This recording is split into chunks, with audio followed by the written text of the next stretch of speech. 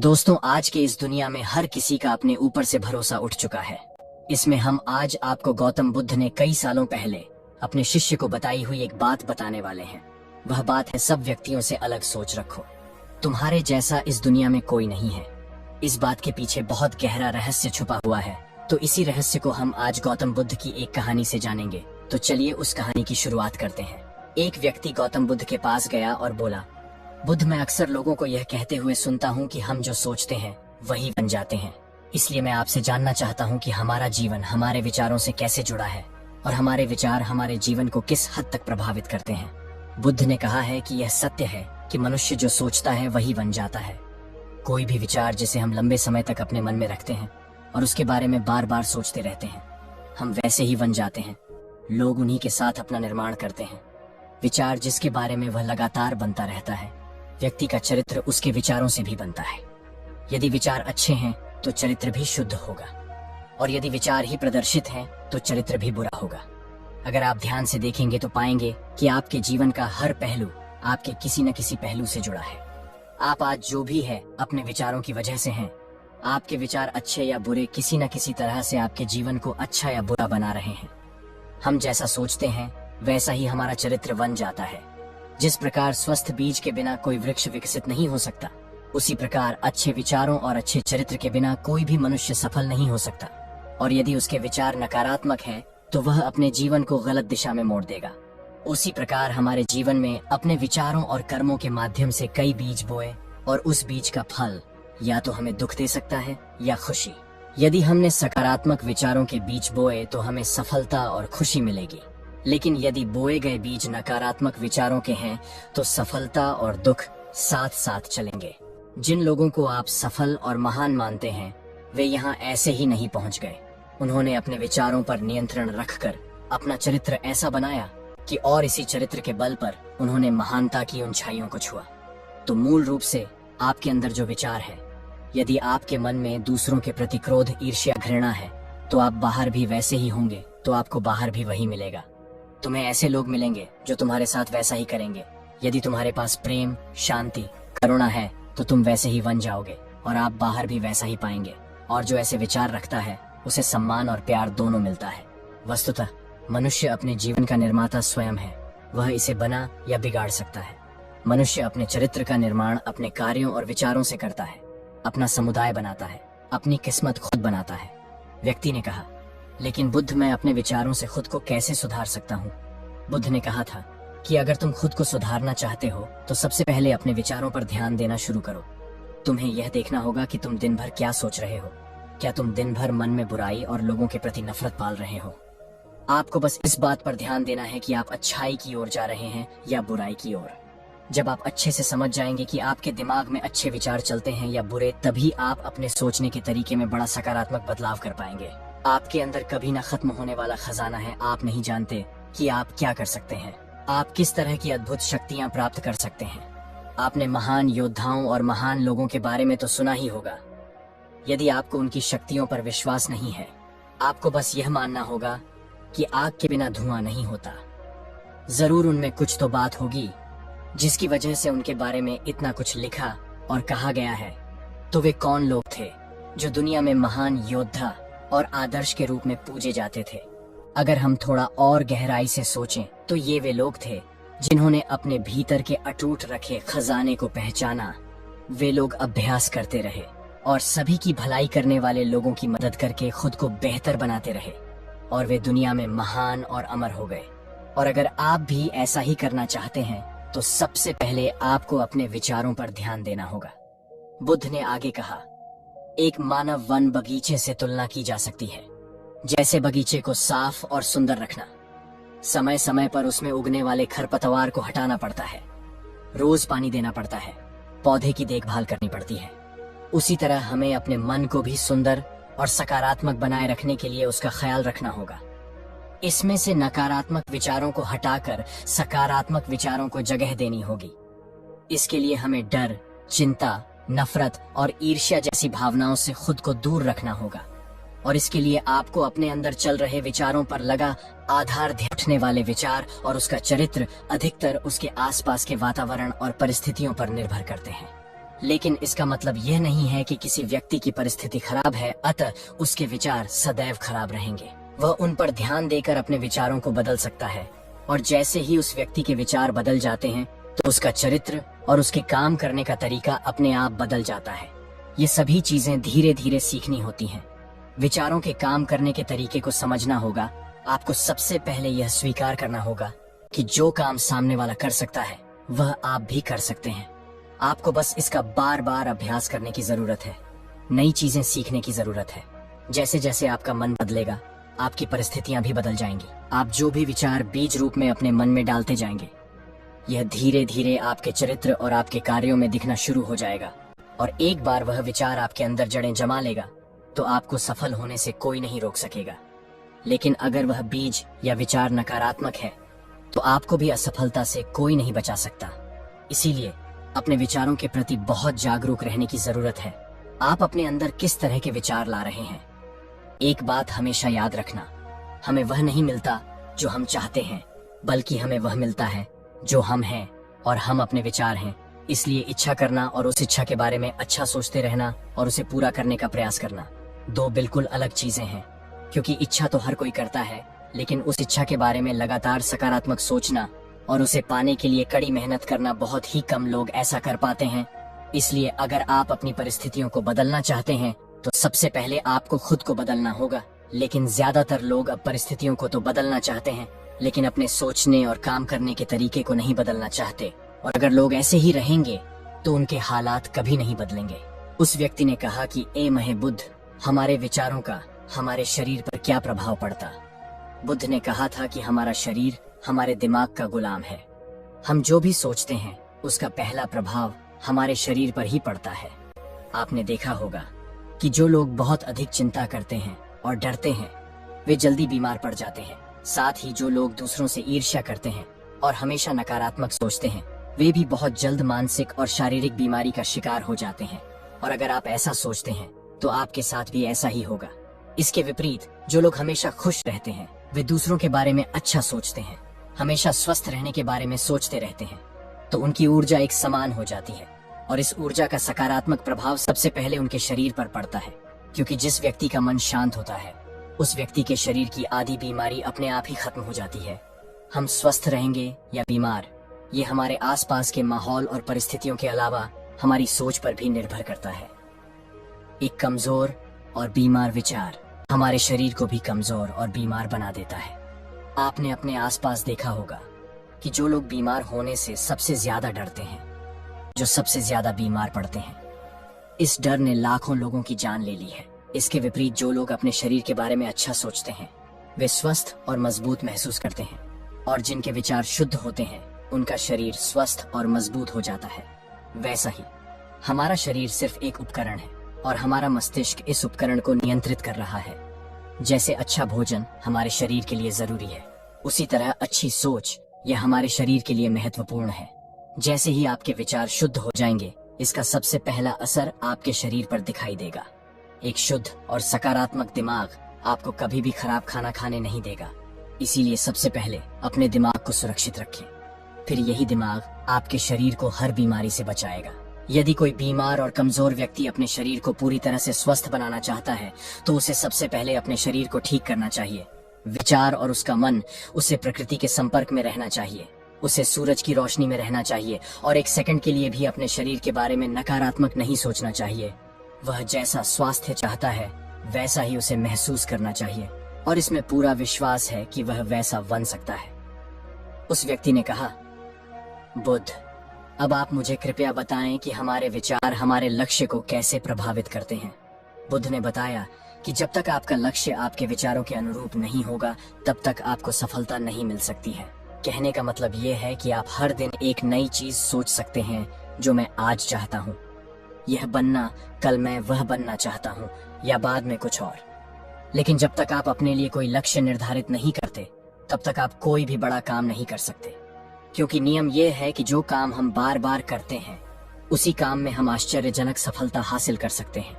अगर आप हर दिन अपना लक्ष्य बदलते रहते हैं तो आप कहीं नहीं जा रहे हैं। इसलिए आपके जीवन में एक लक्ष्य होना चाहिए और आपको अपनी पूरी मेहनत और लगन से उस लक्ष्य को पूरा करने का प्रयास भी करना चाहिए। और इसके लिए आपको अपने सभी विचारों को अपने लक्ष्य पर केंद्रित करना होगा, अन्यथा आपके विचार बिखरे रहेंगे।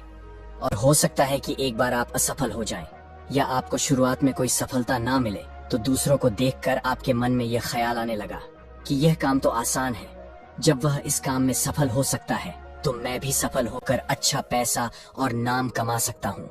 और यह भी संभव है कि इस काम में असफल होकर भी तुम दूसरी तरफ भागो, और ऐसा करते समय आप कई काम करते हैं, लेकिन हो सकता है कि आप किसी एक चीज में सफल ना हो पाए। इसीलिए आपको पहले एक चीज तय करनी होगी, तभी आपके विचार एक काम पर फोकस कर पाएंगे। अब आपका वह लक्ष्य कुछ भी हो सकता है, चाहे मन की शांति पाना हो या अमीर बनना हो, लेकिन याद रखें, लक्ष्य वही है जो आपके विचारों को एक दिशा में केंद्रित रख सके।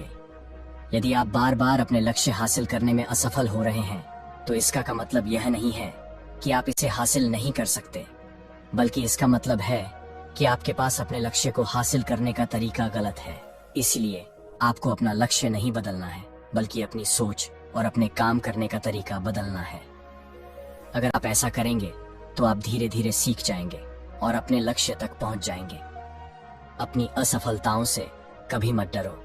अगर आप कुछ बड़ा हासिल करना चाहते हैं तो आपको अंदर से बहुत मजबूत होना होगा, क्योंकि चाहे आप कुछ भी करें, लोग अक्सर आपको अपनी बातों से कमजोर और हताश करने की कोशिश करेंगे। इसलिए अगर आप डरेंगे तो आप अपने किसी भी लक्ष्य में सफलता हासिल नहीं कर पाएंगे, क्योंकि डर आपकी सभी आशाओं को नष्ट कर देता है और आपके सभी विचार केवल आपके डर तक ही सीमित रह जाएंगे, और डर डर कर आप अंततः खुद को शारीरिक और मानसिक रूप से बीमार बना लेते हैं। तब आपको समझ आएगा कि आपने अपने झूठे डर के एहसास में कितनी बड़ी गलती कर दी है, और फिर आपके लिए खुद को उस स्थिति से बाहर निकालना बहुत मुश्किल हो जाएगा। इसलिए सबसे पहले एक लक्ष्य बनाएं ताकि आपके विचार उस पर केंद्रित हो सके। उसके बाद अगर आप बार बार असफल होते हैं तो भी घबराएं नहीं, क्योंकि यह लक्ष्य हासिल करने का ही एक हिस्सा है, और पूरा विश्वास रखें कि आप जरूर सफल होंगे और एक दिन तुम भी हो जाओगे।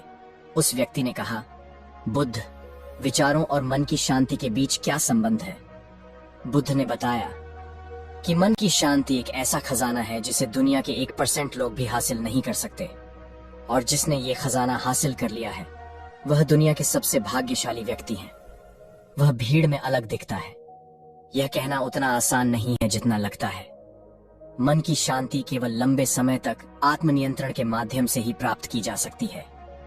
जब कोई व्यक्ति खुद को समझता है और दुनिया प्यार और प्यार के बीच अंदर को समझती है, उसके अंदर नफरत, डर और ईर्ष्या जैसी भावनाएं खत्म हो जाती हैं।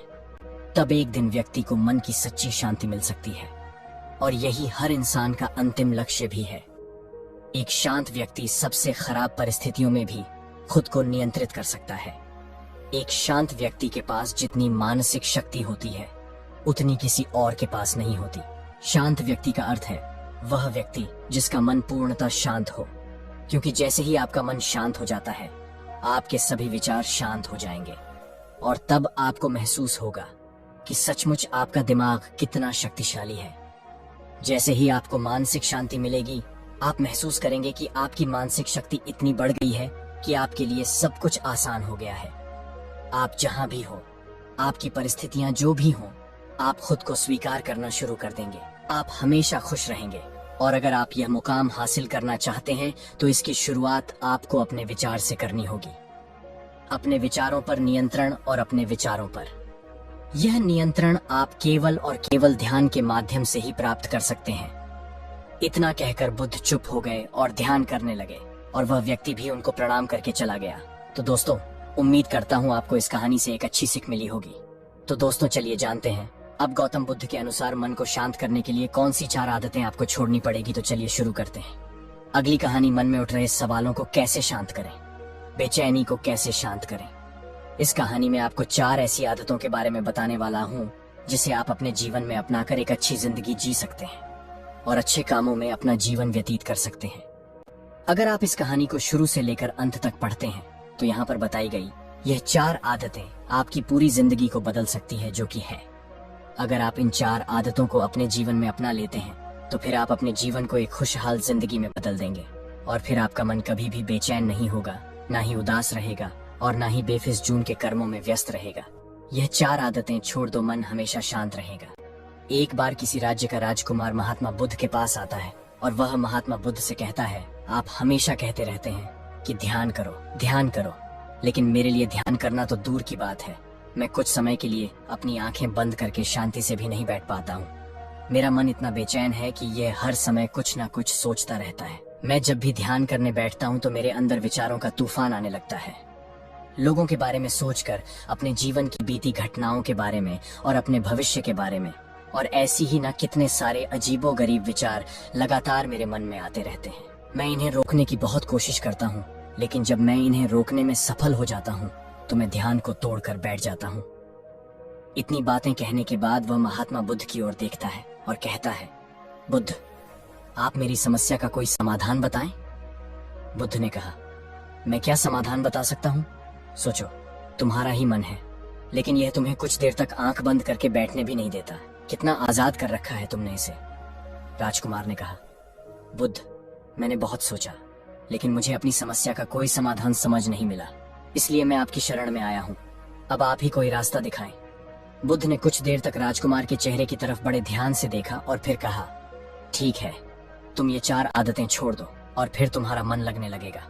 राजकुमार पूरे ध्यान लगाकर बुद्ध की बातें सुनने लगा। बुद्ध ने कहा, पहली आदत, दूसरों के मन को पढ़ना छोड़ दो। तुम और तुम्हारे जैसे ज्यादातर लोग यही गलती कर रहे हैं कि वो दूसरों की मन की बातों को पढ़ने का प्रयास कर रहे हैं कि अच्छा, सामने वाला मेरे बारे में ऐसा सोच रहा है, और यही एक आदत तुम्हें सबसे ज्यादा बेचैन और परेशान कर रही है।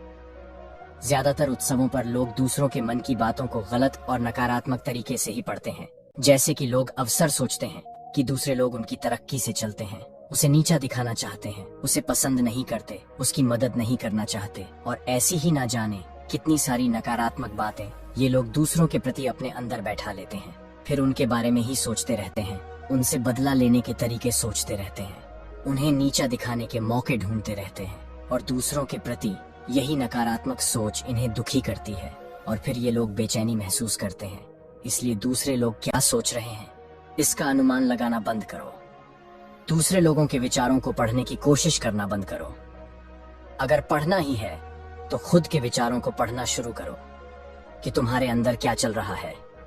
कहीं तुम नकारात्मक सोच, शिकायत या बुराई करने जैसी आदतों के शिकार तो नहीं हो रहे हो। बुद्ध ने कहा, दूसरी आदत यह सोचना कि असफल हो गए हो तो लोग हंसेंगे। हंसने दो लोगों को। असफलता पर हंसना तो लोगों का धर्म है, क्योंकि अगर तुम सफल हो जाते तो यही तो वो लोग हैं जो तुम्हारी तारीफ करते, तुम्हें सम्मान देते, तुम पर गर्व करते।